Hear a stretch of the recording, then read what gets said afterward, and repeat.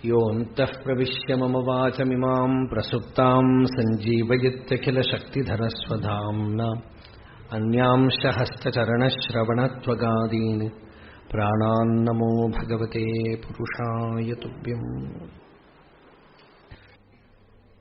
ഈ സാക്ഷാത്കാരം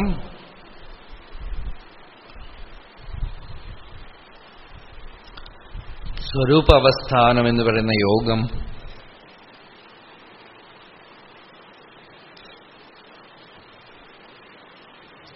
ഈശ്വരപ്രണിധാനം കൊണ്ടും ഉണ്ടാവാം. അപ്പോ മുഖ്യ കാരണമായിട്ട് യോഗശാസ്ത്രപ്പടി ചിത്തവൃത്തി നിരോധമാണ് കാരണം. ഈ ചിത്തവൃത്തി നിരോധം ഈശ്വരപ്രണിധാനാദ്വാ, ഈശ്വരപ്രണിധാനം കൊണ്ടും ഉണ്ടാവാം എന്ന് പറഞ്ഞു. അതൊക്കെ നമ്മൾ ഇന്നലെ വിസ്തരിച്ച കാര്യമാണ്. ഈശ്വരൻ എങ്ങനെ വന്നാണ്? ഇപ്പൊ പ്രണിധാനം എന്ന് പറയുമ്പോൾ സദാശിവ ബ്രഹ്മേന്ദ്രസ്വാമി പറഞ്ഞു, ജീവൻ തനിക്ക്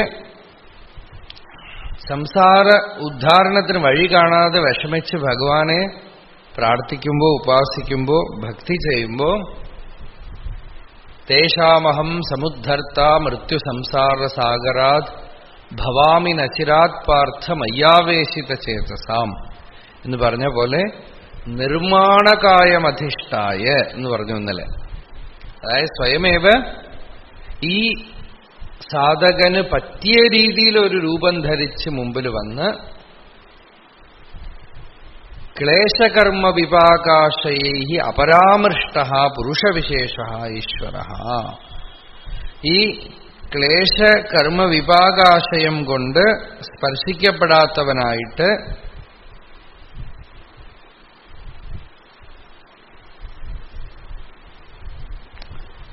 ഈ ജീവന്റെ മുമ്പിൽ വന്ന് കാണിച്ചു കൊടുക്കും. തമിഴില് ഉള്ള പെരിയ പുരാണം ഭക്തന്മാരുടെ കഥയിലൊക്കെ ശരണാഗതിയല്ല, തടുത്ത് ആട്കൊണ്ട പുരാണം എന്നാണ്. അതായത് ഈ ജീവൻ ശരണാഗതിയൊന്നും ചെയ്യണില്ല. വെള്ളത്തിലൊരാള് മുങ്ങിത്താണുകൊണ്ട് മരിക്കാനായിട്ട് കിടക്കണു. അപ്പൊ നിലവിളിക്കണു, എന്നെ രക്ഷിക്കൂ രക്ഷിക്കുന്നു എന്ന് നിലവിളിക്കും.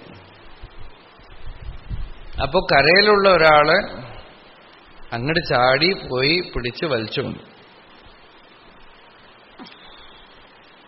അല്ലാതെ കരയ്ക്ക് നിന്നിട്ട് നിങ്ങോട്ട് വരൂ വരൂ എന്ന് വിളിച്ചാൽ വരാൻ കഴിയുമെങ്കിൽ അയാൾ വിളിക്കണ്ടല്ലോ.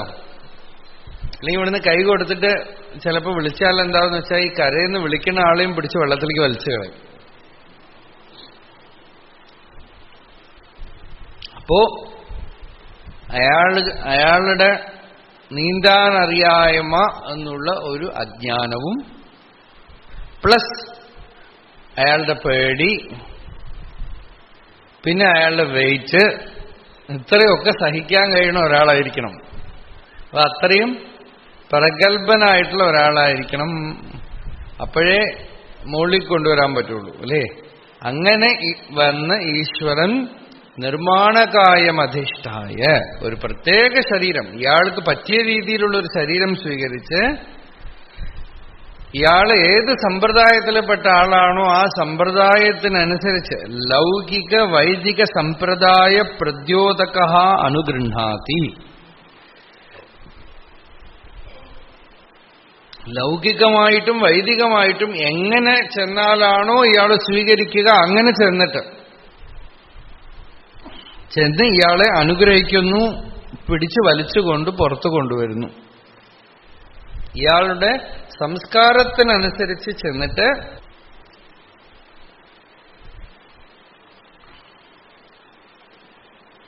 ഇയാളുടെ ക്ലേശവും കർമ്മവും കൊണ്ടാണല്ലോ ഇയാള് വിഷമിക്കുന്നത്.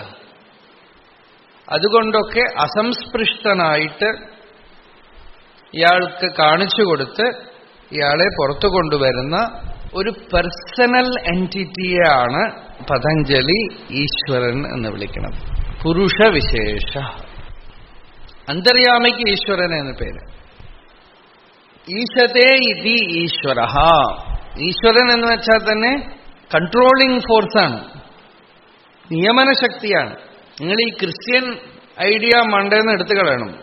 ഈശ്വരൻ എവിടെയോ ഇരിക്കണ ഒരു വയസ്സായ ഒരു ദൈവം, ഒരാള് ആകാശത്തിൽ എവിടെയോ ഒരിടത്ത് ഇരിക്കണു എന്ന് പറഞ്ഞിട്ട് ചിന്തിക്കരുത്.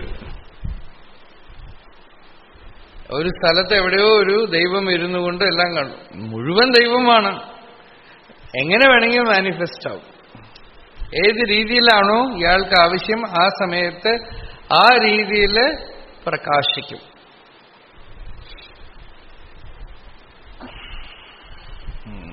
നമ്മളെ മുഴുവൻ ഇപ്പൊ ഇൻഫ്ലുവൻസ് ചെയ്യുന്നത് നമ്മളുടെ ചിന്താപദ്ധതികളൊക്കെ സെമിറ്റിക്കായിട്ട് മാറിയിരിക്കുകയാണ്. ഇപ്പോ കുട്ടികളുടെ ഒരു പുസ്തകം കണ്ടു ഞാൻ, ലോകത്തിലെ മതങ്ങൾ എന്ന് പറഞ്ഞിട്ട്. ഹിന്ദുമതം, ഹിന്ദുക്കൾ ബഹുദൈവ വിശ്വാസികളാണ്, അവരുടെ ഏറ്റവും വലിയ ദൈവമാണ് ബ്രഹ്മം. ഇതൊക്കെയാണ് നമ്മളുടെ കുട്ടികൾ സ്കൂളിൽ പറഞ്ഞ് പഠിപ്പിക്കണത്. ഓരോ കോമാളികൾ ഓരോന്ന് എഴുതും, എന്നിട്ട് അതൊക്കെ സിലബസ് ആയിട്ട് പ്രഖ്യാപിക്കും, എന്നിട്ട് നിയമം കൊണ്ട് അതൊക്കെ പഠിക്കണമെന്ന് തീരുമാനിക്കും.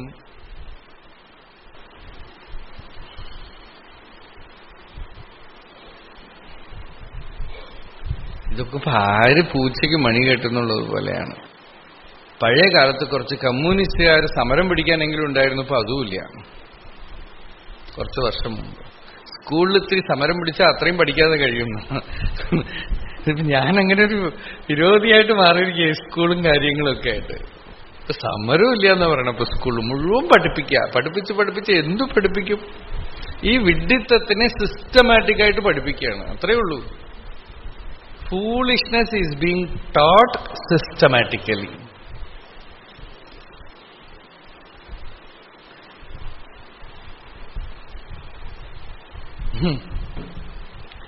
അപ്പോ പുരുഷവിശേഷഃ ഈശ്വരഃ തസ്യ സാർവജ്ഞം ഐശ്വരം ച അനാദിസിദ്ധ പ്രാകൃതശുദ്ധ സത്വാത്മക ചിത്ത സംബന്ധാദിതി ദ്രഷ്ടവ്യം.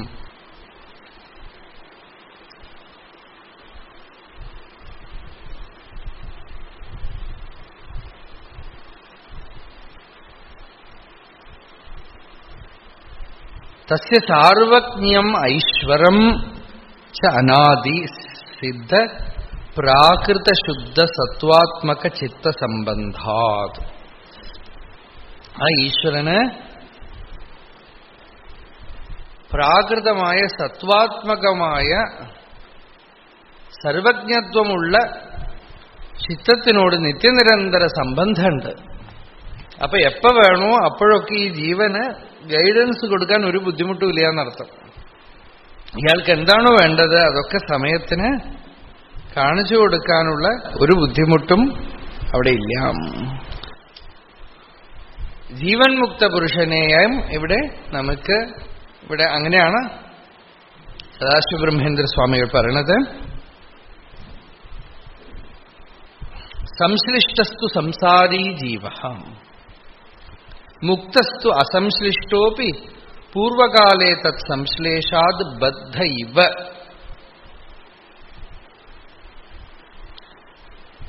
പുരുഷവിശേഷോ നിത്യമുക്ത ഈശ്വര. ഇങ്ങനെ മൂന്ന് തരത്തിൽ പറഞ്ഞു. ഈ പ്രാകൃതമായ സംസാര ബന്ധങ്ങൾ കൊണ്ട് ബന്ധപ്പെട്ടിരിക്കുന്ന ജീവൻ മുക്തൻ അസംശ്ലിഷ്ടൻ, ഒന്നിനോടും സംബന്ധപ്പെടാത്തതാണെങ്കിലും പൂർവ്വ സംസ്കാരം മുമ്പ് ബന്ധപ്പെട്ടതുകൊണ്ട് ബന്ധപ്പെട്ടനെ പോലെ തോന്നുന്നു. ഈശ്വരനോ നിത്യമുക്ത. തത്ര നിരതിശയം സാർവജ്ഞബീജം. ആ ഈശ്വരൻ ആരാണ്? ആ ഈശ്വരനാണ് ഗുരു. അതാണ് ഭാഗവതത്തിലെ നോക്കൂ, യോഗസൂത്രത്തിനുള്ള വ്യാഖ്യാനാണ് ഭാഗവതം എന്ന് പറഞ്ഞല്ലോ. ഓരോ സ്റ്റെപ്പിലും നോക്കിക്കൊള്ളുക. മത്സ്യാവതാരത്തില് പറഞ്ഞു, ഹേ ഭഗവാനെ, അവിടുന്നാണ് ഗുരു. ത്വം ഇങ്ങനെ തുടങ്ങുന്നത്. അനാദ്യവിദ്യോപഹതാത്മസംവിദം തന്മൂല സംസാര പരിശ്രമാതുരാഹം യദൃച്ഛയേഹോപസൃതാ യമാപ്നുയുഃ വിമുക്തിദോ നഃ പരമോ ഗുരുർഭവാൻ. ഭഗവാനെ അവിടുന്നാണ് ഗുരു.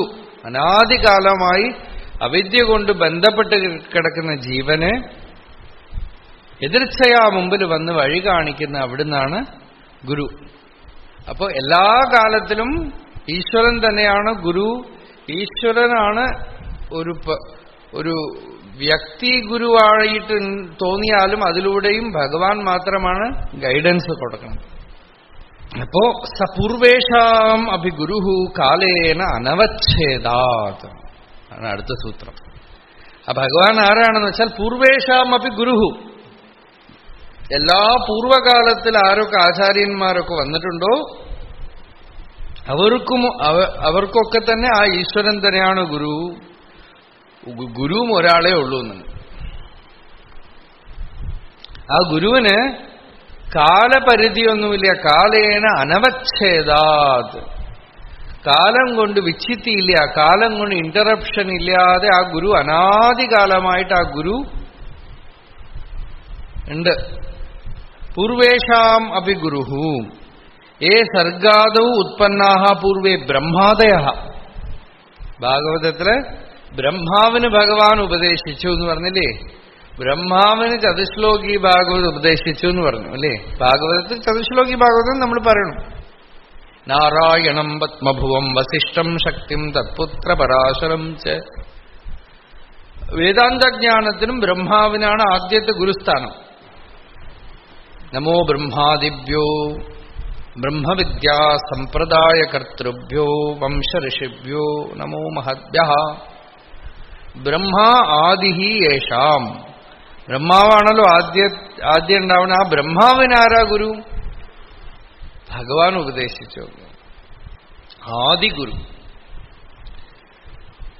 ആ ഗുരു തന്നെയാണ് ഓരോ ആളുകളുടെ രൂപത്തിൽ പ്രകാശിച്ച് അവരുടെ ഉള്ളിൽ കൂടെയൊക്കെ തന്നെ ഈ തത്വത്തിനെ ലോകത്തില് പ്രസരിപ്പിക്കണത്. അപ്പോ ഏ ബ്രഹ്മാദയ തേ മാ സർവത്വേന മാ അസർവത്വ അയനഹായനാദിരൂപേണ കാലേന പരിച്ഛിദ്യന്തെ.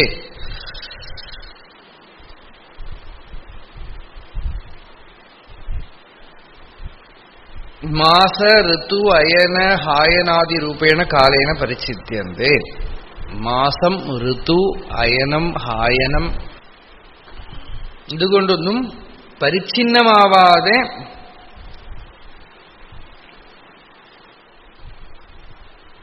ഇരിക്കുന്നവര്, അവർക്കൊക്കെ തന്നെ ആ ഭഗവാൻ തന്നെയാണ് ഗുരു. ബ്രഹ്മാവിനും ഭഗവാൻ ഏകയേവ ഗുരുഹു തേഷാമപി ഈശ്വരഃ കാലേന അനവച്ഛേദാത് ജ്ഞഃ കാലകാലഃ ഇതി ശ്രുതേഃ. അങ്ങനെ ആ ഭഗവാന്റെ പേരെന്താണ്? ആ ഭഗവാന് എന്തു പേര്? നാമം ജപിക്കണമെങ്കിൽ ആ ഭഗവാൻ ഒരു പേരറിയണമല്ലോ. എന്താ പേര്? തസ്യ വാചകഃ പ്രണവഃ.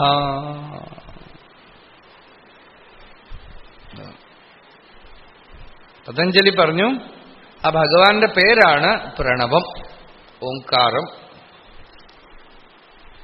തസ്യ പരമേശ്വരസ്യ പ്രണവഃ പ്രകർഷേണ നയത്തെ സ്തൂയത്തെ അനേന ഇതി പ്രണവഃ ഓംകാരഃ വാചകഃ അഭിധായകഃ ഇത്യർത്ഥഃ.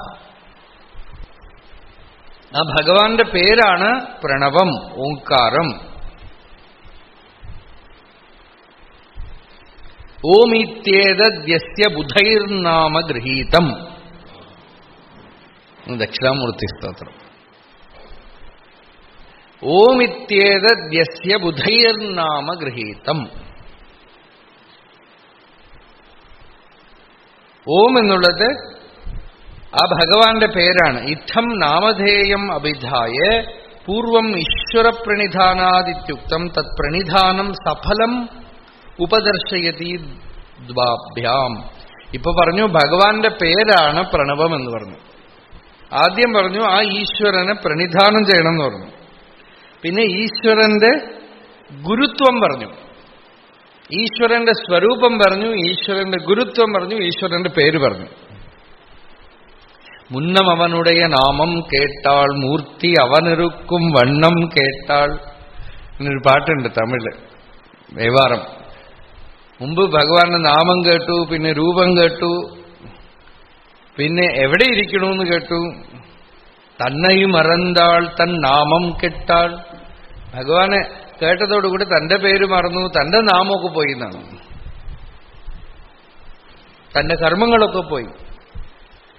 അപ്പോ ആ ഭഗവാനെ തസ്യവാചക പ്രണവ. ഇനിയിപ്പോ പ്രണിധാനം പറയാണ്. പ്രണിധാനം ചെയ്യണം എന്ന് പറഞ്ഞല്ലോ, ഭഗവാനെ ശരണാഗതി ചെയ്യണം എന്ന് പറഞ്ഞു. എങ്ങനെ ശരണാഗതി ചെയ്യും? തജ്ജപസ്തദർത്ഥഭാവനം. ആ പ്രണിധാനം എങ്ങനെയാണെന്ന് വെച്ചാൽ ആ പ്രണവത്തിനെ ജപിച്ചുകൊണ്ട് അതിന്റെ അർത്ഥത്തിനെ അനുസന്ധാനം ചെയ്യുന്നത് തന്നെയാണ് ഈശ്വരപ്രണിധാനം. നാമം ജപിക്കണം. ഭഗവാന്റെ നാമം ജപിച്ചാൽ നാമവും നാമിയും വേറെയല്ല എന്ന്. അപ്പൊ ഭഗവാന്റെ നാമം എന്താണ്? തസ്യവാചക പ്രണവ. എന്ത് പേര് വിളിച്ചാൽ അദ്ദേഹം കേൾക്കും? പ്രണവ. പ്രണവത്തിനെ ജപിച്ചുകൊണ്ട് അർത്ഥഭാവനം. ശരി, അതിന്റെ അർത്ഥം എന്താണ്? തത പ്രത്യക്ഷേതനാധിഗമോപ്യന്തരായാഭാവശ്ച.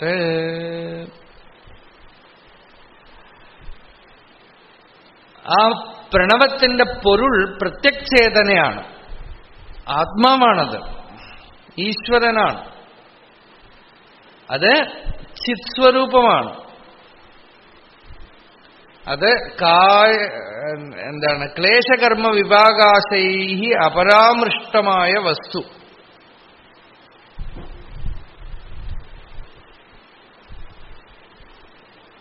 അതിന് അർത്ഥം, അതിന്റെ അർത്ഥം എന്ന് പറയുന്നത് തുരീയമെന്നാണ്. ജാഗ്രത് സ്വപ്ന സുഷുപ്തിയാദികൾക്ക് അവസ്ഥകൾക്ക് അതീതമായിട്ടുള്ള ആത്മാവെന്ന അർത്ഥം ആ പൊരുളറിഞ്ഞ് അനുസന്ധാനം ചെയ്യുന്നു. തതഃ പ്രത്യക്ഷേതനാധിഗമോപി അന്തരായാഭാവശ്ച. ഈ പ്രണവം എന്ന് പറഞ്ഞാൽ ഓംകാരം എന്ന് നമ്മൾ പറഞ്ഞു, തജ്ജപസ്തദർത്ഥഭാവനമെന്നും പറഞ്ഞു. ഇപ്പോ ഈശ്വരനോ അന്തര്യാമിയാണ്. അന്തര്യാമിയായ ഈശ്വരൻ ക്ലേശകർമ്മ വിഭാഗാശയങ്ങൾ കൊണ്ട് അപരാമൃഷ്ടനാണ്. എന്നുവെച്ചാൽ ശരീരത്തിന്റെ കർമ്മം കൊണ്ടോ മനസ്സിലുള്ള ക്ലേശങ്ങൾ കൊണ്ടോ സ്പർശിക്കപ്പെടാതെ ഉള്ളിലിരിക്കണു. ഉള്ളിലിരുന്ന് ജീവനെ നിയമനം ചെയ്തുകൊണ്ട് ചിത്തവൃത്തികളിലൂടെ ഈ വ്യക്തിയോട് കമ്മ്യൂണിക്കേഷൻ നടത്തിക്കൊണ്ടിരിക്കുന്നുണ്ട് അന്തര്യാമി. അന്തരോ യമയതി.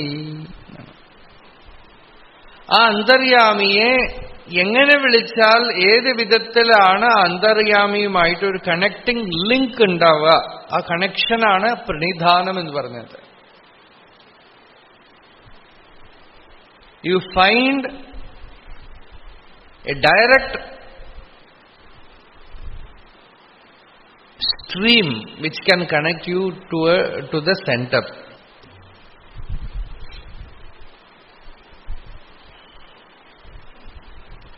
അതിന് പ്രകർഷേണ നവമായിട്ടുള്ള അനുസ്യൂതം നവമായിട്ടുള്ള ഒരു അർച്ചനാനാമത്തിനെ പ്രണവമെന്ന് പറഞ്ഞു.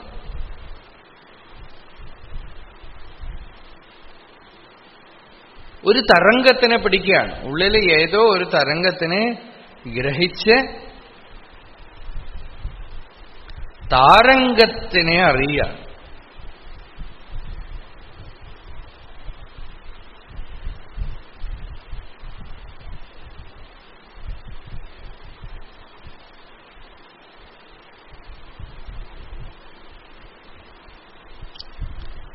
ആ തരംഗം എങ്ങനെ വരുന്നു?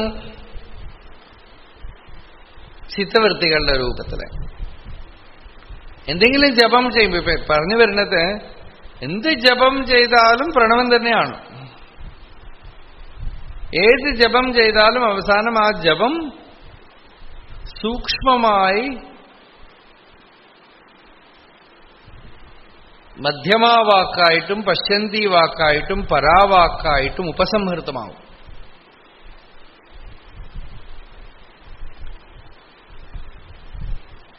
ഒരു വാചിക ശബ്ദമായും ക്രമേണ ഉള്ളിൽ ഒരു തരംഗമായും, തരംഗം സ്ഫൂർത്തി മാത്രമായും, സ്ഫൂർത്തി നിശ്ചലമായും, അങ്ങനെ പതുക്കെ പതുക്കെ അന്തര്യാമിയിലേക്ക് വഴി തെളിച്ചു കൊണ്ടുപോകും. ഉള്ളില് ഒരു പുതിയ ഒരു നാഡി തുറക്കും.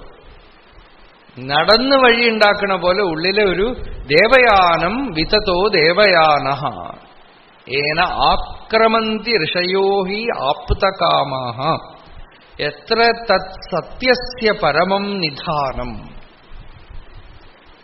ആ സത്യത്തിന്റെ ഇരിപ്പിടത്തിലേക്ക് ആക്രമന്തി ഋഷയഃ, ആ സമന്താത് ക്രമന്തി ഗച്ഛന്തി ഉഡ്ഡയന്തി.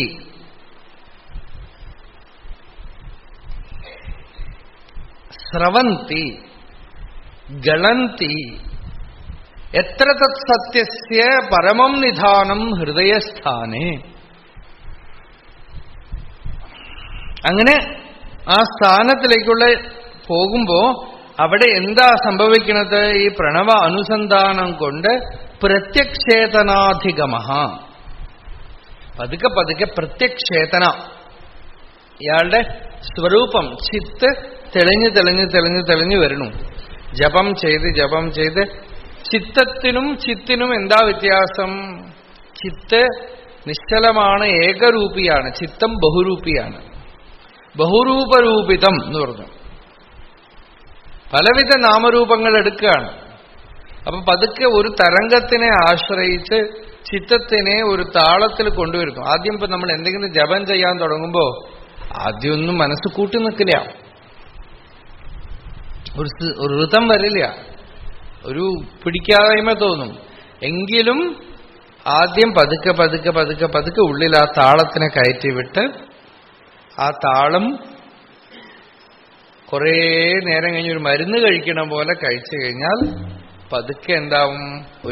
ആ താളം ചിത്തത്തിനെ ഇൻഫ്ലുവൻസ് ചെയ്ത് ചിത്തമും താളവത്തായിട്ട് തീരും.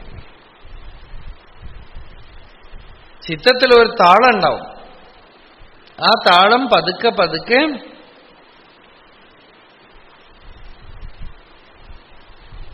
പ്രത്യക്ഷേതനാധിഗമത്തിന് ഉണ്ടാക്കും. ചിത്തം ഒരു ഋത്തത്തിനെ കൊണ്ടുവന്ന് അകമയ്ക്ക് ഹൃദയസ്ഥാനത്തിൽ അടങ്ങും. അതിന് ഉത്തമ മാർഗമായിട്ടാണ് പറയണത് തജ്ജപ. ഈ ജപം എല്ലാ യോഗമാർഗങ്ങളും അംഗീകരിച്ചിട്ടുള്ളതാണല്ലോ. ഗീതയിലും ഭഗവാൻ പറഞ്ഞു യജ്ഞാനാം ജപയജ്ഞോസ്മി. പല കാര്യങ്ങളിൽ മനസ്സിനെ വിടുന്നതിന് പകരം ഒരേ വസ്തുവിനെ പിടിച്ച് ജപം ചെയ്തുകൊണ്ടേയിരിക്കാം, മനുവുരുവിട്ടുകൊണ്ടിരിക്കുകയാണ്.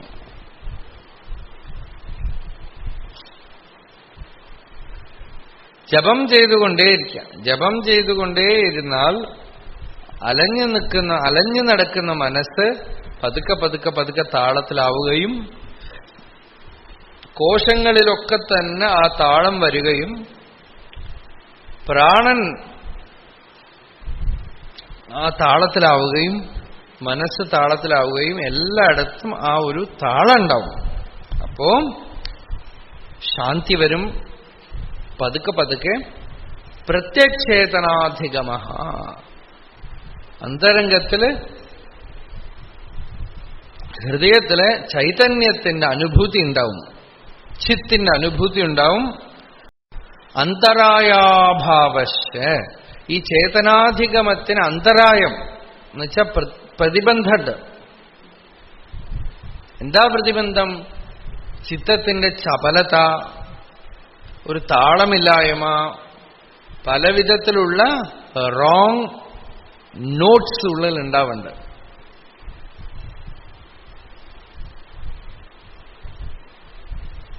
അപശ്രുതി ഉണ്ടാവുന്നുണ്ട്. ആ അപശ്രുതിയൊക്കെ തന്നെ സിസ്റ്റമാറ്റിക്കായി താളത്തിൽ വന്ന് തടസ്സങ്ങളൊക്കെ പതുക്കെ പതുക്കെ പ്രതിബന്ധങ്ങളൊക്കെ നീങ്ങും. പ്രതിബന്ധം നീങ്ങുമ്പോ ആത്മാനുഭൂതി പ്രതിബന്ധശൂന്യ, പ്രതിബന്ധശൂന്യമായ പ്രത്യക്ഷേതനാധിഗമണ്ടാവും എന്ന് പറഞ്ഞു. തസ്യ പ്രണവസ്യയോ ജപഃ, തസ്മിൻ, ആ പ്രണവത്തിന്റെ ജപം ദീർഘകാല നൈരന്തര്യ സത്കാരൈഹി തദർത്ഥ അസംഗചിദ്രൂപ ഈശ്വര ഭാവനാ പുരസ്സരഃ. അതിനോടുകൂടെ എന്ത് ചെയ്യണു? അസംഗചിദ്രൂപ ഈശ്വര ഭാവനാ പുരസ്സരഃ. അതിന്റെ അർത്ഥം, അതിന്റെ പൊരുൾ എന്താണ്? അസംഗചിദ്രൂപ ഈശ്വര, ഒന്നിനോടും സംഘമില്ലാത്ത അന്തർയാമിയായ ചിത്ത് മാത്രമായ ഈശ്വരന്റെ ഭാവനയെ നിലനിർത്തിക്കൊണ്ട് ജപിച്ചു. അങ്ങനെ പുരസ്സരം പ്രാധാന്യേന ദൃഢമാസേവിതേ സതി, ദൃഢമായി ഭക്തിയോടുകൂടെ അനുസന്ധാനം ചെയ്തുകൊണ്ടേ കുറെ കാലം പഴകിയാൽ സ്വതഃ ഏവ വാഗ്വ്യാപാരൂപേ തസ്മിൻ പ്രലീനേ വാചകസ്യ ന്യഗ്ഭാവാത് തദർത്ഥ അസംഗചിദ്രൂപഗോചര വൃത്തി സന്താനരൂപ ഭാവനായാം ദീർഘകാലാദിഭിഃ ദൃഢമാസേവിതായാം. വാക്ക് പതുക്കെ പതുക്കെ പതുക്കെ അൺഇമ്പോർട്ടന്റ് ആയിട്ട് തീരും. വാക്കുള്ളിൽ അടങ്ങുകയും അസംഗചിദ്രൂപമായിട്ടുള്ള ആ ഭാവനയുടെ തരംഗം മാത്രം ഉള്ളിൽ നിലനിൽക്കുകയും ചെയ്യുന്നു. അങ്ങനെ ആ ഭാവന എന്താവണു? തതഃ തത് പ്രസാദേന ചിത്തം നിരോധാഭിമുഖം പ്രത്യാസത്യഭാവേന ഈശ്വരം വിശ്രാന്തി ഭൂമിതയാ അലഭമാനം സത്. പ്രത്യക്കിലേക്ക് ഉള്ളിൽ പോയി ഈശ്വരനെ പിടിക്കാൻ കഴിയാതെ ഈ ചിത്തം കിടന്ന് അങ്ങനെ നിൽക്കുമെന്നാണ്. ഒരു ഭൂമിക കിട്ടാതെ അലഭമാനം സത്ത്, ഒന്നും ലഭിക്കാതെ നിൽക്കുമ്പോ എന്താവും? തത് സാദൃശ്യാത് സ്വസ്വാമിനം അസംഗചിദ്രൂപമാത്മാനം സ്മാരയിത്വാ. അപ്പോ ആ ഭഗവാനെ അസംഗചിദ്രൂപമായ ആത്മാവാണെന്ന് ആ ഒരു സ്മരണ ഉള്ളിൽ ഉണ്ടാക്കുന്നു. ഉണ്ടാക്കിയിട്ട് എന്ത് ചെയ്യുന്നു? അതും ഒരു വിഷയമായിട്ട് പിടിക്കാൻ പറ്റില്ലല്ലോ ആത്മാവിനെ. അവിഷയതയാ, അതൊരു വിഷയമായിട്ട് കിട്ടാതാവുമ്പോ തമപി അലഭമാനം, അതും ചിത്തത്തിന് പിടിക്കാനൊന്നുമില്ല. മുക്താശ്രയം യർഹി നിർവിഷയം വിരക്തം നിർവാണമൃച്ഛതി മനഃ സഹസാ യഥാർത്ഥി. ഒന്നും പിടിക്കാൻ കിട്ടാതാവുമ്പോ നിരിന്ധനാഗ്നിവത്, ഇന്ധനം പോയ അഗ്നി പോലെ സ്വയം സംസ്കാരാവശേഷം ഭവതി.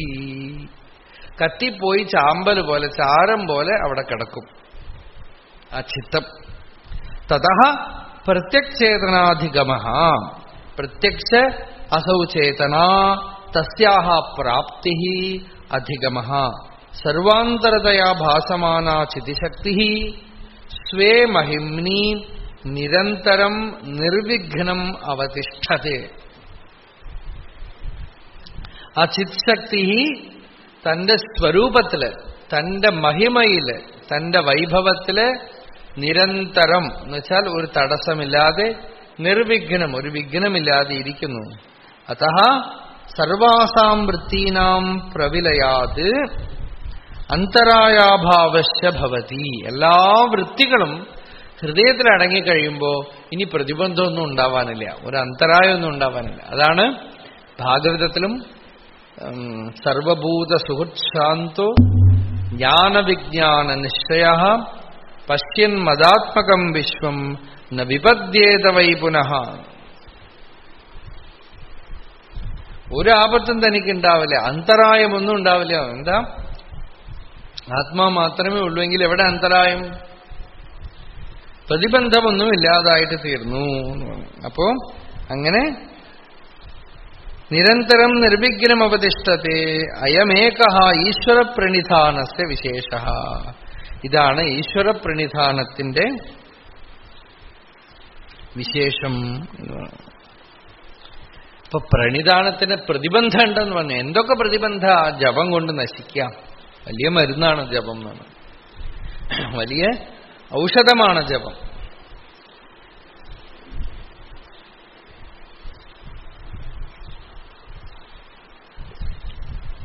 എല്ലാ പ്രതിബന്ധങ്ങളും അവതാളാണ്. താളം വരുമ്പോ ഓരോന്നോരോന്നായിട്ട് പുറത്തു വന്ന് ഇല്ലാതാവും. എന്തൊക്കെയാ പ്രതിബന്ധങ്ങള്? അന്തരായാഹ വ്യാധി, സ്ത്യാന, സംശയ, പ്രമാദ, ആലസ്യ, അവിരതി, ഭ്രാന്തി ദർശന, അലബ്ധഭൂമികത്വ, അനവസ്ഥിതത്വാനി ചിത്തവിക്ഷേപാഹ തേ അന്തരായാഹ. ഇതൊക്കെയാണ് യോഗിക്ക് സ്വരൂപത്തിൽ ഹൃദയത്തിൽ അടങ്ങാനുള്ള അന്തരായം. തടസ്സങ്ങൾ എന്തൊക്കെയാണെന്ന് വെച്ചാൽ വ്യാധി. ചിത്തം യോഗാദ് വിക്ഷിപന്തി ഭ്രംശ്യന്തി തേ നവവിക്ഷേപാഹ യോഗസ്യ അന്തരായ. 9 വിഘ്നങ്ങൾ. തത്ര ദോഷത്രയ വൈഷമ്യ നിമിത്തോ ജ്വരാദിഹി വ്യാധിഹി. ത്രിദോഷങ്ങളുടെ വൈഷമ്യം കാരണം വരണത്. കഫം, വാതം, പിത്തം, ഇതാണ് 3 ദോഷങ്ങൾ എന്ന് പറയണത്. ഈ 3 ദോഷങ്ങൾ മനസ്സിൽ എങ്ങനെ സത്വഗുണം, രജോ ഗുണം, തമോ ഗുണത്തിന്റെ വൈഷമ്യം കാരണം മനസ്സിൽ വികല്പം വരണമോ, അത് തന്നെ സ്ഥൂലമായി കഴിയുമ്പോൾ കഫം, വാതം, പിത്തം, ആ 3 കൊണ്ടാണ് ശരീരം തന്നെ ഉണ്ടാക്കപ്പെട്ടിരിക്കുന്നത്. ഈ 3 തന്നെ സത്വരജസ്തമോ ഗുണങ്ങളുടെ സ്ഥൂലഭാവങ്ങളാണ്. അതിലെ ഒരു താളം തെറ്റുമ്പോ, അതിൽ താളമില്ലാതാവുമ്പോഴാണ് വ്യാധി ഉണ്ടാവുന്നത്. ജ്വരാദി. എല്ലാ വ്യാധിക്കും ഋഷികൾ കണ്ടുപിടിച്ചിട്ടുള്ള മൂലകാരണം ഈ അപതാളമാണ്. ഈ 3ന്റെയും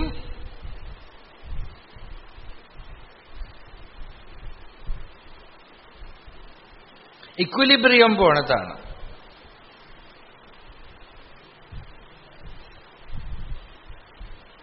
ഈ 3 താളം തെറ്റുമ്പോൾ വ്യാധി ഉണ്ടാവും.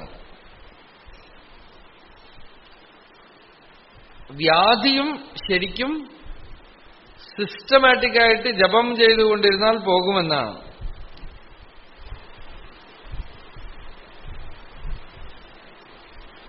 പക്ഷേ ജപം അത്ര കണ്ട് സിസ്റ്റം ആവണം. നമ്മളുടെ ശരീരത്തിലെ മുഴുവൻ എല്ലാ കോശങ്ങളും താളത്തിലാവുന്ന മാതിരി ജപം ചെയ്ത് ശാന്തമായിട്ട്. ജപം വളരെ സിമ്പിൾ സാധനയാണ്. ഏത് ജപം, പ്രണവം മാത്രമല്ല, ഏത് മന്ത്രമാണെങ്കിലും ഒരു വാചകത്തിനെ ജപിക്കാൻ തുടങ്ങുമ്പോ ആ ജപം ഒരു കാര്യം വളരെ എളുപ്പമാണ്. ഒന്നുമില്ല. ജപം എന്ന് പറഞ്ഞാൽ എന്താ? ജപിക്കുക, ഉരുവിടുക, അത്രയേ ഉള്ളൂ. ഇത്ര സിമ്പിളായിട്ടുള്ള ഒരു സാധന, വളരെ സിമ്പിളായിട്ടുള്ള ഈ സാധനയ്ക്ക് ഒരു ചെറിയ ഒരു കല്ല് വെച്ചിട്ട് ചുറ്റും അമ്പലം കെട്ടുന്ന പോലെ ഈ ജപം എന്ന് പറയുന്ന ഒരു കൊച്ചു സാധനയ്ക്ക് ചുറ്റും ജീവിതത്തിനെ മുഴുവൻ കെട്ടണം. എന്നാലേ അത് ഫലിക്കുള്ളൂ. ഒരു വിത്തിട്ടിട്ട് മരം മുളപ്പിക്കുന്ന പോലെ ഏറ്റവും സിമ്പിൾ സാധനയാണ്. നാമം ജപിച്ചോളൂ, നാമം ജപിച്ചോളൂ എല്ലാരും പറയുന്നുണ്ട്. ആ പറയുന്ന ആളുകളും നാമമൊന്നും ജപിക്കാറില്ല.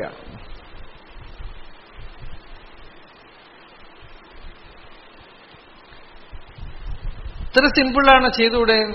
നാമജപത്തിനെ കുറിച്ച് പാട്ടൊക്കെ എഴുതുന്നുണ്ട്, പാട്ടൊക്കെ ആളുകൾ പാടുന്നുണ്ട്. ഈ പാടുന്നവരും നാമമൊന്നും ജപിക്കാറില്ല.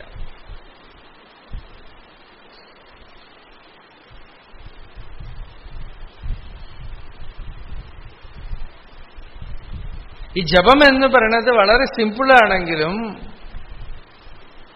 അത് വിഷ്ണു സഹസ്രനാമം എന്ന് വെച്ചാൽ 25 മിനിറ്റിൽ തീർന്നു പോകും. ഭാഗവതം എന്ന് വെച്ചാൽ വായിച്ച് തീർന്നു പോകും. ഇത് തീരുകയില്ലല്ലോ. ഒരു ജപം എന്ന് പറയുന്നത് തീരില്ല. ദീർഘകാല നൈരന്തര്യ സത്കാരാസേവിതോ ദൃഢഭൂമി. നിഷ്ഠ വന്ന ആള്, ജപത്തിൽ നിഷ്ഠ വന്ന ആള് ബാക്കി എല്ലാത്തിനെയും വിട്ടുകളയും. കമ്പാരിറ്റീവ്ലി ഭാഗവതം വായിക്കുക, ഗീത വായിക്കുകയൊക്കെ എളുപ്പമാണ്. എന്താണെന്ന് വെച്ചാൽ അതിൽ ഡിസ്ട്രാക്ഷൻ ഉണ്ട്. നമ്മളുടെ മനസ്സിന് ഡിസ്ട്രാക്ഷനാണ് എളുപ്പം. പലതിലേക്ക് പോകാൻ പറ്റും. നല്ലതാണ്, നല്ല വിഷയത്തിലാണ്. ഒരു അമ്പലമാണെങ്കിലും അമ്പലത്തിൽ കോമ്പൗണ്ടൊക്കെ ഉള്ള പോലെ ഇതിനകത്ത് പല അധ്യായങ്ങളും പല കഥകളും പല വിഷയങ്ങളും ഉണ്ടല്ലോ അല്ലേ. അപ്പൊ അതിലേക്കൊക്കെ പോകാൻ പറ്റും. അപ്പൊ മനസ്സിന് ഒരു വ്യാപാര ഭൂമി ഉള്ളത് കൊണ്ട് കുറച്ചുകൂടെ എളുപ്പം. ഇപ്പൊ ഒരേ നാമം എന്ന് വെച്ചാൽ കുറച്ച് കഴിഞ്ഞാൽ മനസ്സ് വേറെ എവിടേക്കെങ്കിലുമൊക്കെ പോകാൻ തുടങ്ങുന്നു, നിൽക്കണില്ല, താളത്തിൽ നിൽക്കണില്ല. കുറച്ച് കഴിഞ്ഞാൽ അതിനൊരു അരസം വിരസമൊക്കെ വരുന്നു. അപ്പൊ കാണാം നമുക്ക് ഇത്ര സിമ്പിളായിട്ടുള്ള ഈ അനുഷ്ഠാനം എന്ന് പറയുന്നതിൽ ഇത്ര ബുദ്ധിമുട്ടുണ്ടോ എന്ന് തോന്നും. തജ്ജപസ്തദർത്ഥഭാവനം. അപ്പൊ അത് അനുസ്യൂതം ജപിച്ച് അതിലെ എന്തെങ്കിലുമൊക്കെ അതിന്റെ കൂടെ പോഷകമായിട്ടൊരു അനുസന്ധാനമൊക്കെ വെച്ച് അങ്ങനെ അതിനെ സിസ്റ്റത്തിൽ താളത്തിൽ കൊണ്ടുവന്ന് ശരിക്കും ജപം ഒരു താളമായിട്ട് മാറുമെങ്കിൽ വ്യാധിയും മാറും. എല്ലാ വ്യാധിയും മാറും, എല്ലാ ദോഷങ്ങളും നിവൃത്തമാവും. അച്യുതാനന്ത ഗോവിന്ദ നാമോച്ചാരണ ഭേഷജാത് നശ്യന്തി സകലാഹ രോഗ. സത്യം സത്യം വദാമ്യഹം. ധാരാ പറയണ ഈ ശ്ലോകം എവിടെയാ?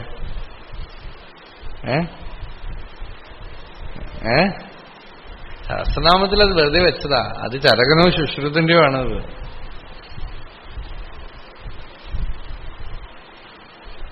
അതെടുത്ത് അവിടെ വെച്ചു, അത്രയേ ഉള്ളൂ.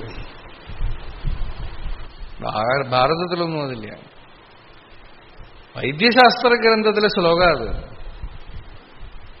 എല്ലാം പറഞ്ഞിട്ട് പറഞ്ഞു ഇനി നാമം ജപിച്ച രോഗം മാറുന്നതാണ് വൈദ്യന്മാർ പറയണത്. അത് വിഷ്ണു സഹസ്രനാമ ശ്ലോകമൊന്നുമല്ല അത്. നശ്യന്തി സകലാഹ രോഗ സത്യം സത്യം വദാമ്യ.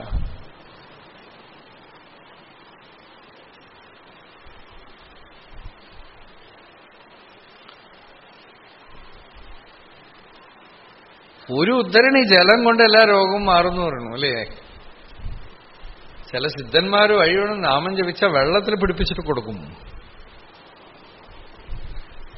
ഇപ്പൊ മന്ത്രവാദമായി കളയോ അതൊക്കെ. ഇതിപ്പോ ജപം ചെയ്താൽ തന്നെ യോഗസാധനയ്ക്ക് തടസ്സമായിട്ടുള്ള വ്യാധികളൊക്കെ മാറും. ശരീരത്തിന് താളം വരും. നമ്മളുടെ നാഡീ നരമ്പുകളൊക്കെ തന്നെ ഒരു താളത്തിൽ വരും എന്നാണ് ആദ്യത്തെ അന്തരായം വ്യാധി. എന്തൊക്കെ തന്നെ പറഞ്ഞാലും വ്യാധിഗ്രസ്തമായ ശരീരത്തിന് വിഷമമുണ്ടല്ലോ. അതാണ് ഭട്ടതിരി പറഞ്ഞത്, എനിക്ക് ഗുരുവായൂരപ്പ ദേഹാഭിമാനം പോവാനുള്ള യോഗ്യത ഇല്ലെങ്കിൽ വ്യാധി ഗുണം ചെയ്ത് ഭക്തി തരൂ എന്നൊക്കെ പറഞ്ഞില്ലേ.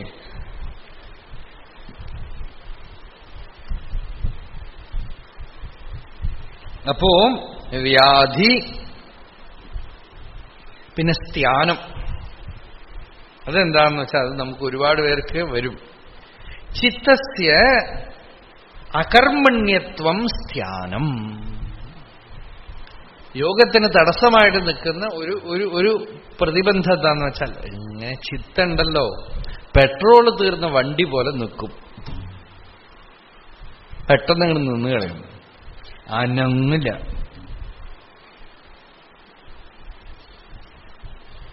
എന്ത് ചെയ്താലും അനങ്ങില്ല. അപ്പൊ എന്താ ചെയ്യുക? അപ്പൊ ഒരു മരുന്ന് എന്താന്ന് വെച്ചാൽ ഒരു 10,000 ജപം ചെയ്യുക. ഈ ചിത്തം ഒന്നും കൂട്ടാക്കണ്ട. ചിത്തം അങ്ങനെ നിൽക്കട്ടെ. നമ്മള് ചില വണ്ടികൾ സ്റ്റാർട്ടായിട്ടില്ലെങ്കിൽ ചവിട്ടിക്കൊണ്ടേയിരിക്കുമല്ലോ അല്ലേ, അതുപോലെ കുറെ ചവിട്ടുക. അപ്പൊ കുറേ ചവിട്ടി കഴിയുമ്പോൾ ഏതെങ്കിലും ഒരു ചവിട്ടെല്ലാം ടക്കെന്ന് സ്റ്റാർട്ടാവും. അതുപോലെ സ്കൂട്ടറൊക്കെ ഇങ്ങനെ ചവിട്ടുക ചെയ്യണ പോലെ ഇവിടെ പറഞ്ഞു തജ്ജപസ്തദർത്ഥഭാവനം, ജപിച്ചുകൊണ്ടേയിരിക്കൂ, താളിട്ടുകൊണ്ടേയിരിക്കൂ. എപ്പോഴെങ്കിലും ഈ സ്ഥാനം എന്നുള്ള ദോഷം നീങ്ങിക്കിട്ടും. ആ സ്ഥാനം അകർമ്മണ്യത, ചിത്തം ഒരു ഉത്സാഹം പിടിക്കായ്മ, അതിങ്ങനെ ഇടിച്ച പുളി പോലെ ഇരിക്കും, അനങ്ങാതിരിക്കും, ഒരു വിധത്തിലും വഴങ്ങില്ല, ധ്യാനിക്കാൻ വഴങ്ങില്ല, അനുസന്ധാനത്തിന് വഴങ്ങില്ല, ആത്മവിചാരത്തിന് വഴങ്ങില്ല. അപ്പോ തജ്ജപസ്തദർത്ഥഭാവനം, അല്ലെങ്കിലോ മിണ്ടാതെ സാക്ഷി മാത്രമായിട്ട് നോക്കിക്കൊണ്ടേയിരുന്ന എളുപ്പത്തിലും ചിത്തം ആ തലം കടന്നുപോയി കളയും. ചിത്തത്തിന്ന് അപ്പുറം പോകാനുള്ള വഴി എന്താന്ന് വെച്ചാൽ അവബോധമാത്രമായിട്ടിരിക്കുക, മിണ്ടാതിരിക്കുക. അകർമ്മണ്യത സ്ഥാനം വരുമ്പോ നല്ല വഴിയാണ്, മിണ്ടാതിരിക്കുക. ആ സ്ഥാനം എന്ന് പറയുന്നത് ഒരു തമോമയമായ ഒരു ഊർജമാണ്, സ്വയം അങ്ങോട്ട് പോയിക്കോളും. അതെങ്ങനെ സ്വയമേവ ഇല്ലാതായിക്കോളും. ധ്യാനം എന്ന് പറയുന്നത് ഒരു പ്രതിബന്ധമാണ്. വ്യാധി ഒരു പ്രതിബന്ധം, ധ്യാനം ഒരു പ്രതിബന്ധം. ഈ ധ്യാനം തന്നെ നമ്മൾ ശ്രദ്ധിക്കാതെ ഇരുന്നു കഴിഞ്ഞാൽ വ്യാധിയായി കളയും, പ്രകൃതിയായി കളയുന്നത്. ഈ ചിത്തത്തിന്റെ ധ്യാനം എന്ന് പറയുന്നത് ഉള്ളിൽ കടന്നിട്ട് വ്യാധിയായി കളയും, ശരീരത്തിലെ സ്ഥൗല്യവും പലവിധത്തിലുള്ള ദോഷങ്ങൾക്കൊക്കെ കാരണവും. വിരുദ്ധകോടിദ്വയാവഗാഹി ജ്ഞാനം സംശയ. പിന്നെ സംശയം. അടുത്തപടി എന്താന്ന് വെച്ചാൽ നമ്മൾ ശരിയായ സ്റ്റേറ്റിലല്ലെങ്കിൽ മനസ്സിന് റൈറ്റ് അണ്ടർസ്റ്റാൻഡിങ് പവർ ഉണ്ടാവില്ല, അപ്പൊ സംശയം വരും. വ്യാധിയിൽ നിന്ന് ധ്യാനവും, ധ്യാനത്തിൽ നിന്ന് സംശയം വരും. നോക്കൂ, ഫിസിക്കലിൽ നിന്ന് മെന്റൽ വരും. ചിലർക്ക് മെന്റലി വല്ല കുഴപ്പമുണ്ടെങ്കിൽ, ഫിസിക്കലി വല്ല കുഴപ്പമുണ്ടെങ്കിൽ മെന്റൽ അഫക്റ്റേഷൻ വരും, അല്ലേ? അതുകൊണ്ടാണ് സംശയമൊക്കെ കൊണ്ടുവന്നാൽ പോലും ജപിച്ചുകൊണ്ടിരിക്കും, കുറെ കഴിയുമ്പോൾ സംശയം തീർന്നോളുന്നു. ഈ സംശയിക്കുന്നത് തന്നെ ഇയാൾക്കൊരു കുറവുള്ളത് കൊണ്ടാണ് സംശയം. എന്തു പറഞ്ഞാലും സംശയം വരും, ഒന്നിലും വിശ്വാസം വരില്ല. ഇത് അങ്ങനെയാണോ ഇങ്ങനെയാണോ ഒക്കെ തോന്നിക്കൊണ്ടേ. എന്തിനേയും സംശയിക്കും. സംശയാത്മാ വിനശ്യതി. പ്രതിബന്ധം. ഇങ്ങനെയാണോ അങ്ങനെയാണോ മൈൻഡ് ഇങ്ങനെ ചാഞ്ചാടിക്കൊണ്ടേയിരിക്കും. അഹിംസ സത്യാദി സാധനാനാം അഭാവനം പ്രമാദ. അടുത്തതെന്താന്ന് വെച്ചാൽ എന്തൊക്കെ സാധനയൊക്കെ, ധ്യാനം, ഇയാൾ മെഡിറ്റേഷൻ കോഴ്സ്, യോഗ ഒക്കെ ചെയ്യും. പക്ഷേ അങ്ങോട്ട് പോയി കഴിഞ്ഞാൽ ഹിംസ ചെയ്യും, പ്രാണിഹിംസ ചെയ്യും, മറ്റുള്ളവരെ ദ്രോഹിക്കും, നുണ പറയും. ചിലർ വിചാരിക്കുന്നത് ബിസിനസ് എന്ന് പറഞ്ഞാൽ അതിന് വിധിച്ചിട്ടുള്ളതാണ് നുണ എന്നാണ്. കച്ചവടം, കള്ളം, ചതി, വഞ്ചന, പറ്റിക്കൽ, അതുകൂടി ചേർന്ന്.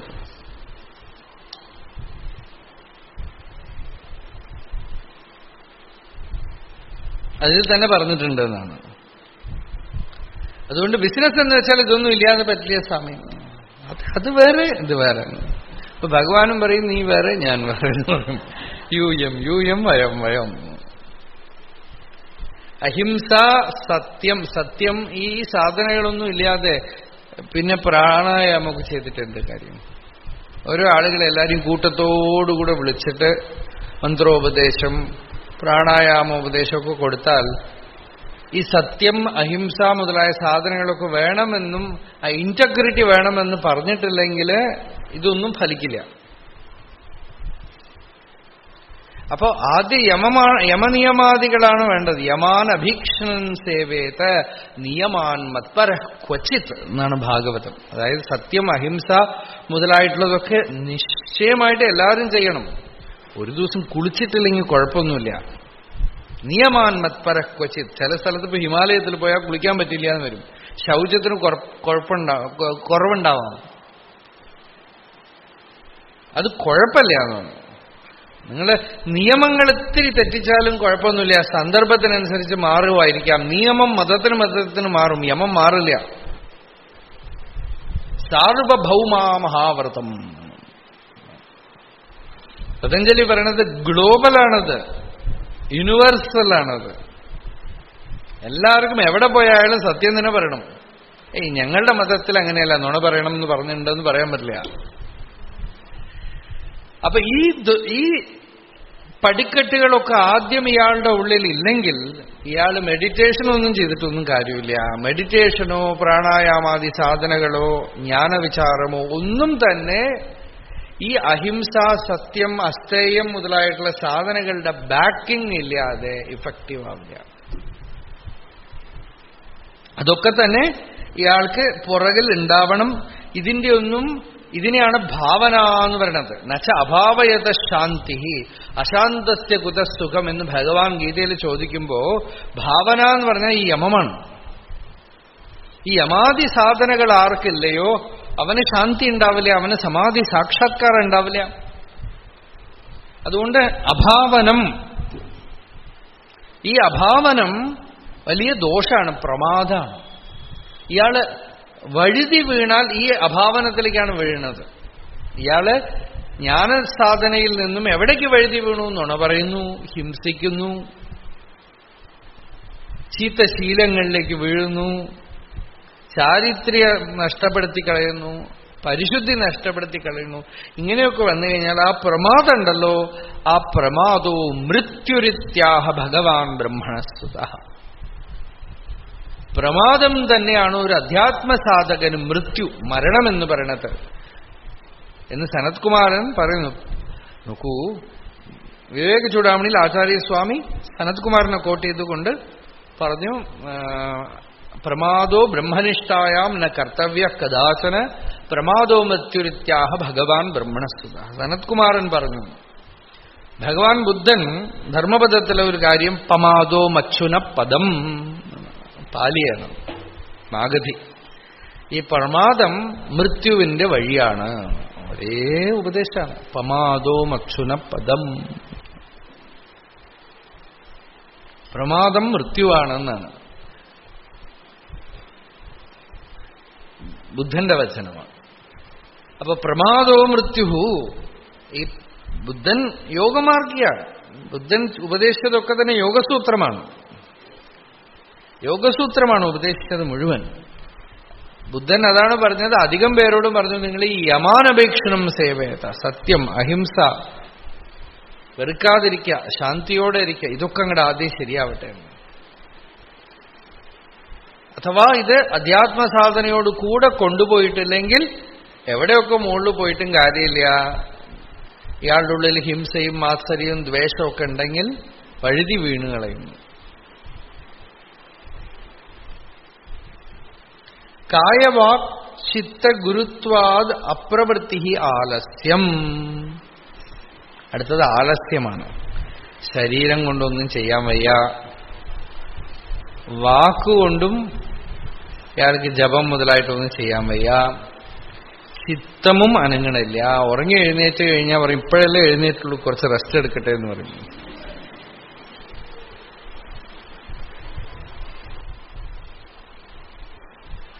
അത്രയും കണ്ട് ആലസ്യം, അലസത. പലപ്പോഴും അതിനെ അധ്യാത്മമെന്ന് ധരിച്ചു പോവും. അതിൽ ഒരു യോഗവും സാധിക്കില്ല. ശരീരം കൊണ്ടൊന്നും ചെയ്യാൻ ഇയാൾക്ക് കൊണ്ട് പറ്റില്ല. ശരീരം അപ്പോ ഒരുമാതിരി ജഡമായി കളയും. കായ വാക് ചിത്ത ഗുരുത്വാദ് എന്ന് വെച്ചാൽ ഹെവി ആയിട്ട് തീരുകയാണ്. അപ്രവൃത്തി ആലസ്യം, അതും യോഗത്തിനൊരു തടസ്സാണ്. വിഷയാഭിലാഷോ അവിരതി. യോഗമാർഗത്തിൽ പോകുന്നതിന് നടുവില് ഇയാൾക്ക് ലൗകിക വിഷയങ്ങൾ, പലവിധ വിഷയങ്ങളിൽ ഇയാളുടെ മനസ്സ് പ്രവർത്തിച്ച് അതിലൊരു അഭിലാഷ, ഒരു വാഞ്ച വരിക. മനസ്സ് അങ്ങനെ ഒരു ഭാവനയുടെ, ഒരു സ്വപ്നത്തിന്റെ ഒരു ലോകത്തിൽ കയറി എന്തൊക്കെയോ ആഗ്രഹങ്ങളുമായിട്ട് സാധിക്കാനായിട്ട് യാത്ര ചെയ്ത് തുടങ്ങിയ പിന്നെ തിരിച്ചു വരുന്നത് കാര്യം ബുദ്ധിമുട്ടാണ്. വേൾഡ് ടൂർ അവിരതി, അതും തീരില്ല. അതൊക്കെ തീർത്തിട്ട് തിരിച്ചു വരാന്ന് വിചാരിച്ചാൽ തീരുകയേ ഇല്ല. വിഷയാഭിലാഷോ അവിരതി, അത് വിരമിക്കുകയില്ല എന്നാണ്. അതും ഒരു പ്രതിബന്ധം. ഈ പ്രതിബന്ധത്തിനൊക്കെ മുഖ്യ മരുന്ന് സത്സംഗമാണ്, സാധുസംഗമാണ്. മഹാപുരുഷ സമ്പർക്കം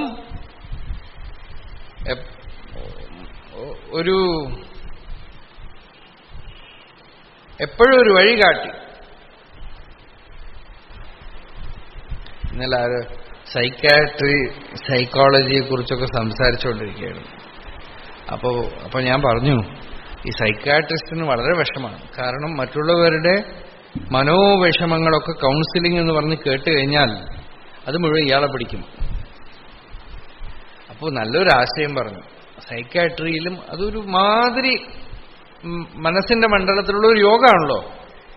അപ്പൊ അവരും കണ്ടുപിടിച്ചിരിക്കുന്ന ഒരു വഴിയാണ്, ഒരു സെയിങ് ആണ്, every councillor should have another councillor എന്നാണ്. അതായത് എവിടെങ്കിലും ഒരു ചെയിൻ പോലെ കൊണ്ടിടാനൊരു സ്ഥലം ഉണ്ടാവുന്നതാണ്. അത് ഉള്ളിൽ സ്റ്റോർ ചെയ്ത് വെച്ചാൽ കുഴപ്പമാണ്. എല്ലാവർക്കും ഉള്ള ഒരു സുപ്രീം കൗൺസിലറാണ് ഈശ്വരൻ. അതാണ് പറയുന്നത് അമ്പലത്തിലെ സ്വാമിയുടെ അടുത്ത് കൊണ്ടുപോയി ഇട്ടാൽ ബുദ്ധിമുട്ടില്ലേ? അറിയില്ല, അവിടെയും ബുദ്ധിമുട്ടുണ്ടാവും.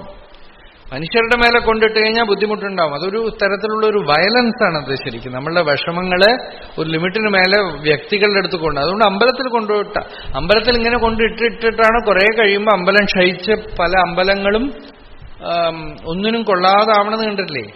തമാശ അല്ല അത് ഞാൻ പറയണത്. പിന്നെ അത് നമ്മൾ ശുദ്ധി കലശം കൊണ്ടോ ഒന്നും ശരിയാവില്ല.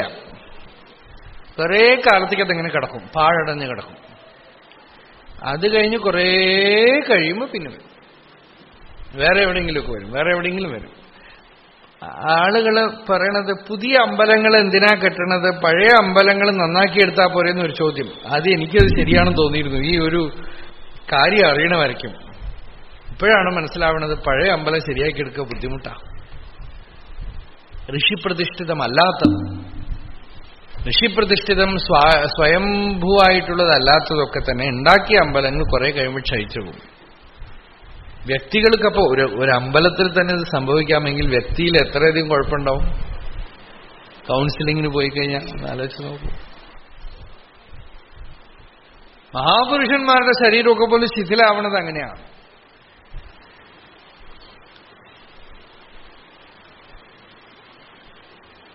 അപ്പോ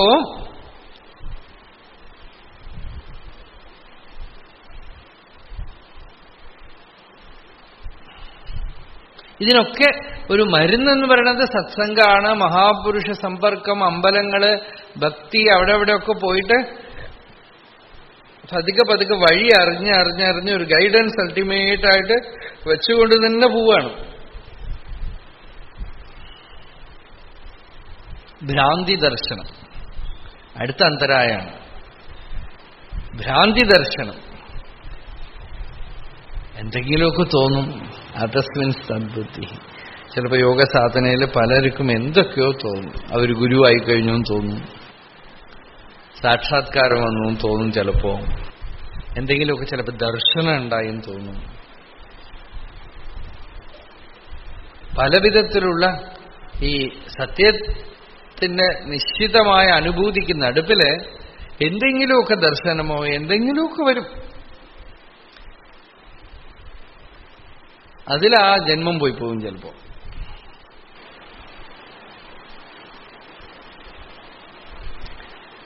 ലോകത്തിലെന്തോ ചെയ്യാനായിട്ട് ഉള്ളില് ആരോ ഒന്ന് പറഞ്ഞതായിട്ടൊക്കെ തോന്നും. വാസിഷ്ഠത്തിൽ പറയുന്നത് ഈ സിദ്ധന്മാർ കുറെ ആളുകൾ ഈ പറ്റിക്കാൻ നടക്കും അത്രേ. അവരിങ്ങനെ വന്നിട്ട് ഇയാളോട് വന്നിട്ട് പറയും, നീ ഇപ്പോ ലോകത്തിനെ ഉദ്ധരിക്കാൻ ജനിച്ചവനാണെന്നൊക്കെ പറഞ്ഞ് പറ്റിച്ചു കളയുന്നതാണ്.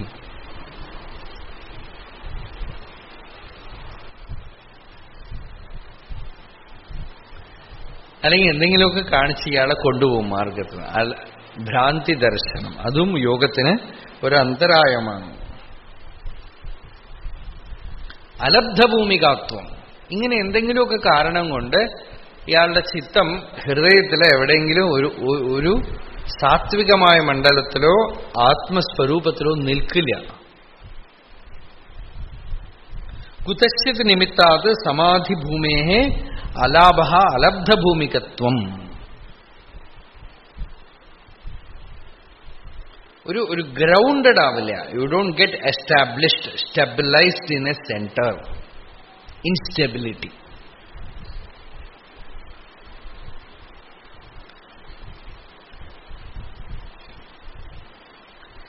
ചിലപ്പോ തിരിത്തിരി കിട്ടും. ഒരു ജപമോ ധ്യാനമോ, ഇപ്പൊ പ്രണവജപത്തിൽ തന്നെ വെച്ചോളൂ, അതിന്റെ അർത്ഥ അനുസന്ധാനം ഇത്തിരി ഇടയ്ക്ക് ഇങ്ങനെ കുറെ കാലം അനുഷ്ഠാനം ചെയ്യുമ്പോൾ ചിലപ്പോൾ കിട്ടും. അപ്പൊ ചിലരൊക്കെ പറയും നല്ല സുഖമായിട്ടുണ്ട് എന്ന് പറയും. കുറച്ച് കഴിയുമ്പോൾ അനവസ്ഥിതി.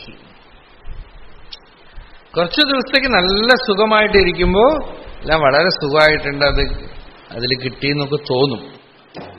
തോന്നിക്കഴിയുമ്പോൾ കുറച്ച് കഴിഞ്ഞാൽ എന്താ, ലബ്ധായാമപി തസ്യാം ചിത്തസ്യ പ്രതിഷ്ഠാനം അനവസ്ഥിതത്വം. ഉള്ളിലൊരു രൂപത്തിലോ ജപത്തിലോ ധ്യാനത്തിലോ നിൽക്കും. കുറച്ചു ദിവസം നിന്നിട്ട് അത് കിട്ടിക്കഴിഞ്ഞു എന്നൊക്കെ വിചാരിച്ച് കുറച്ച് കഴിയുമ്പോൾ അനവസ്ഥിതി, അതൊന്ന് ചലിച്ചു. ഇത്രയും പ്രതിബന്ധം, 9 പ്രതിബന്ധം പറഞ്ഞു. ന കേവലമേതേ വിക്ഷേപാഃ യോഗനാശകാഃ അപിതു ഉപദ്രവകരാഃ ഇത്യാഹ. ഈ വിക്ഷേപങ്ങള് യോഗത്തിന് നശിപ്പിക്കൽ മാത്രമല്ല, ഉപദ്രവം ഉണ്ടാക്കും എന്നാണ്. എന്തൊക്കെ ഉപദ്രവമാണ്? ദുഃഖ ദൗർമനസ്യ അംഗമേജയത്വ ശ്വാസപ്രശ്വാസ വിക്ഷേപ സഹഭുവഃ.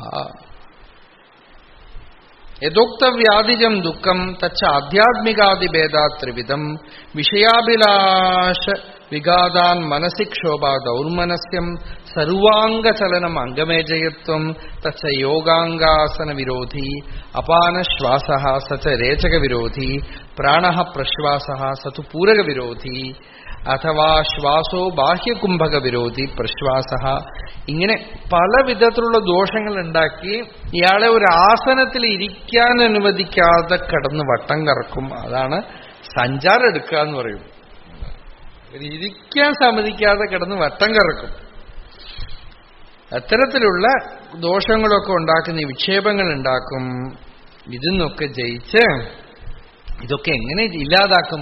ഈശ്വരപ്രണിധാനാത്, ഈശ്വരപ്രണിധാനമേവ അസ്മിൻ അംശേ സ്മാരയതി. ഇതിനൊക്കെ ഒരു അറുതി വരുന്നത് എങ്ങനെയാന്ന് വെച്ചാൽ, ഭഗവാന്റെ കൃപ വരുമ്പോ, ഈശ്വര കൃപ ഉണ്ടാവും. അപ്പൊ ഈശ്വര കൃപ എങ്ങനെ ഉണ്ടാവും?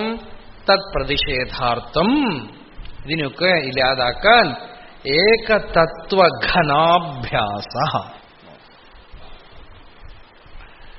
ഒരേ തത്വത്തിനെ, ഒരേ ആശയത്തിനെ, ആ ഭഗവത് തത്വത്തിനെ ഏകസ്യ ഈശ്വരസ്യ അഭ്യാസ കർത്തവ്യ.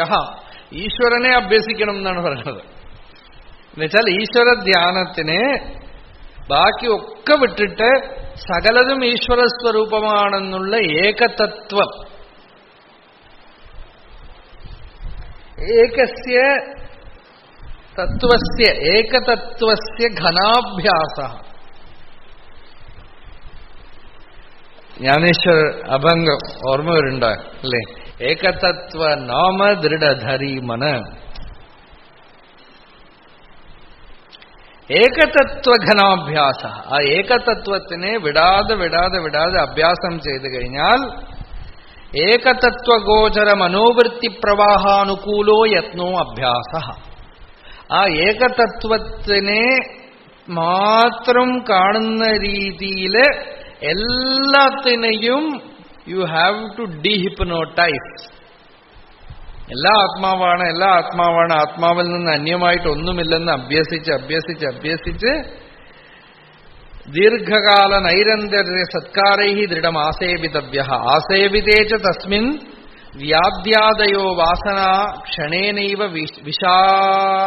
വിശരാരുതാം യാന്തി. വാസനാസം പരിത്യാഗേ യദി യത്നം കരോഷി അലം തത്തേ ശിഥിലതാം യാന്തി സർവാധിവ്യാധയ ക്ഷണാത്.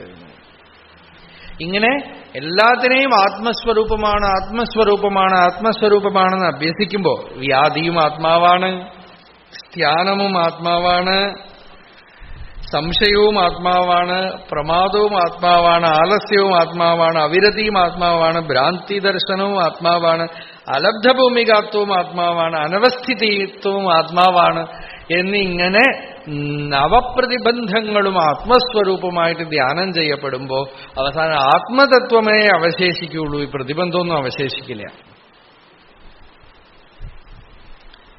ആത്മാവ് തന്നെയാണ് പല രൂപത്തിൽ പ്രകാശിക്കണമെന്നുള്ള തത്വം സ്വീകരിച്ചുകൊണ്ട്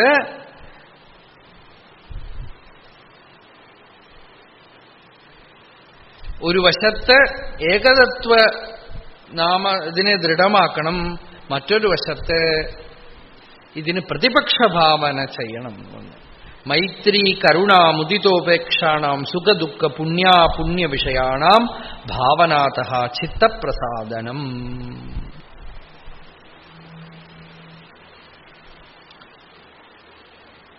ചിത്തം പ്രസന്നമാവും എപ്പോ? മൈത്രി കരുണ മുദിത ഉപേക്ഷാണാം സുഖദുഃഖ പുണ്യ വിഷയാണാം ഭാവനാതഃ ചിത്തപ്രസാദനം. ചിത്തം നമ്മൾക്ക്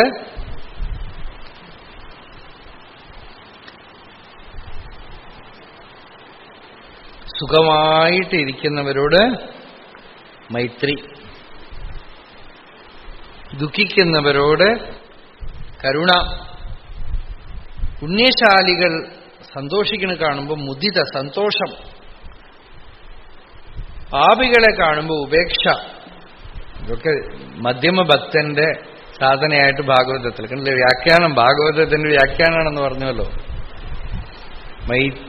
എന്താണ്? ഈശ്വരേ തദധീനേഷു ബാലിശേഷു ദുഷത്സുച പ്രേമ മൈത്രി കൃപോപേക്ഷ യഃ കരോതി സ മധ്യമഃ. യോഗസൂത്രമാണ്. ഭക്തന്മാരെടുത്ത് മൈത്രീഭാവം, നെഗറ്റീവായിട്ടുള്ള ആളുകളെ ഉപേക്ഷിക്കുക, ഇങ്ങനെയൊക്കെ അഭ്യസിച്ചാൽ ചിത്തം പ്രസന്നമാവും. സർവം സുഖജാതം മേ ഭൂയാദിതി കശ്ചിത് ജീവൃത്തി വിശേഷോ രാഗഃ സച സുഖജാതസ്യ ദൃഷ്ടാദൃഷ്ട സാമഗ്രി അഭാവേന സമ്പാദിതേതും അശക്യാത്വാത് ചിത്തം കലുഷീകരോതി. സുഖപ്രാണിഷു യഥാ മൈത്രീം ഭാവയെ സർവേപ്യേതേ സുഖിനോ മദീയാഹ. സുഖമായിട്ടിരിക്കണ കാണുമ്പോൾ സന്തോഷപ്പെട്ടാൽ തന്നെ ഒരു യോഗ സാധനമാണ്. അത് സന്തോഷമായിട്ട് ഇരിക്കണത് കണ്ടില് സന്തോഷിക്കുക, അല്ലാതെ അത് കാണുമ്പോ ഒരു മാതിരി ചിലരുടെ നോട്ടണ്ട, മാവില് മാങ്ങ കാച്ചാ പോയി, എത്ര മാങ്ങയോ എന്ന് പറയും, പിന്നെ 10 വർഷത്തേക്ക് ആ മാവ് അല്ലെങ്കിൽ അങ്ങനെയുണ്ട്. അങ്ങനെയല്ലാതെ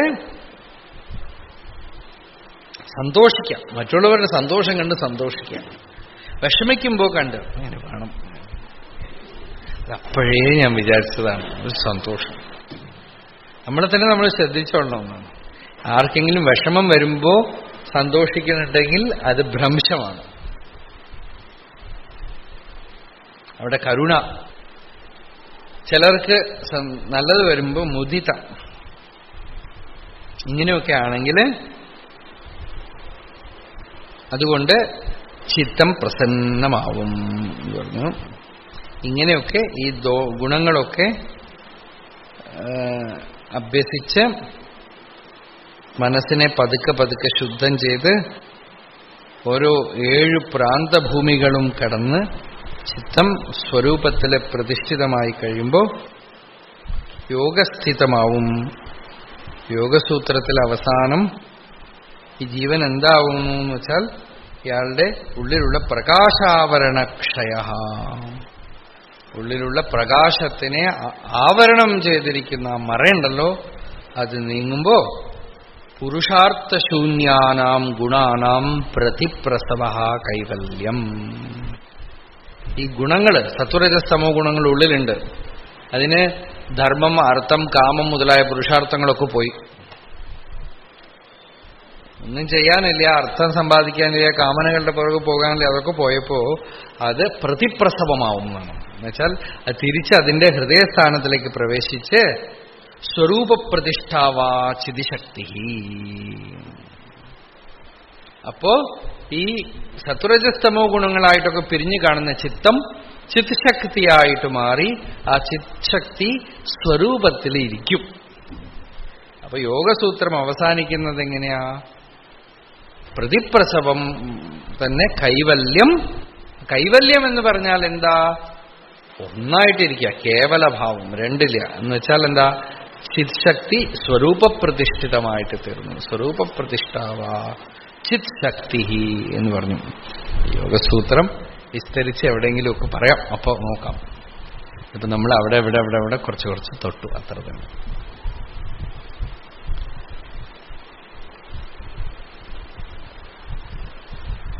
അരുണാചല ശിവ അരുണാചല ശിവ അരുണാചല ശിവ അരുണാചല അരുണാചല ശിവ അരുണാചല ശിവ അരുണാചല